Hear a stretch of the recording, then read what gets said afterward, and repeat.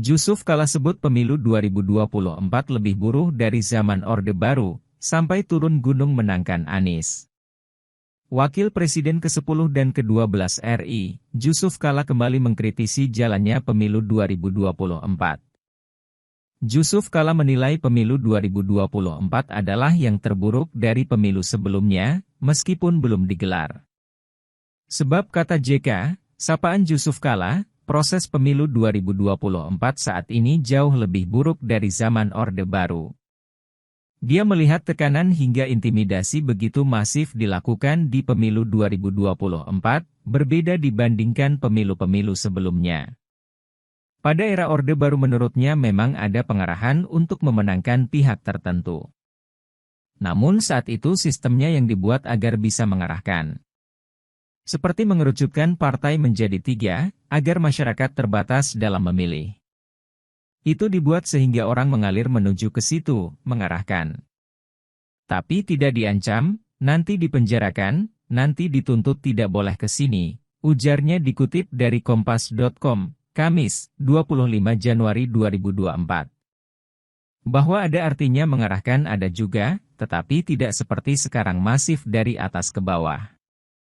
Ini kelihatan demokratis calonnya ada tapi diintimidasilah diapalah, dilaksanakan tidak adil. Berpihak luar biasa, sambung JK. Selain itu, JK juga menilai masifnya tekanan hingga intimidasi yang muncul dalam proses pemilu 2024. Fenomena inilah yang membuatnya harus turun gunung. Padahal Jusuf Kalla sendiri tak berkontestasi di pemilu 2024, namun keadaan dan perilaku elit politik, termasuk presiden yang tentu memihak membuat dirinya terlibat dengan mendukung pasangan Capres dan Cawapres nomor urut 1, Anies Baswedan Muhaimin Iskandar. Ini bukan kepentingan Anies, kepentingan Muhaimin. Tapi ini jangan kita menghasilkan kepemimpinan dengan cara begini. Karena akan jelek bangsa ke depan, ujar JK. Orang tidak akan menghargai kita, ada ketakutan nanti di kemudian hari. Bahayanya bisa ditiru dalam pilkada nanti. Nanti juga memaksa-maksa pakai aparat, imbuhnya. JK sendiri mengaku dirinya mempermasalahkan putra sulung Presiden Joko Widodo, Gibran Rakabuming Raka maju sebagai cawapres. Namun proses untuk Gibran menjadi cawapres harus dilakukan dengan cara-cara benar. Apabila proses pencalonan Gibran berjalan mulus tidak perlu Majelis Kehormatan Mahkamah Konstitusi, MK, memberhentikan Hakim Konstitusi Anwar Usman dari jabatan Ketua MK.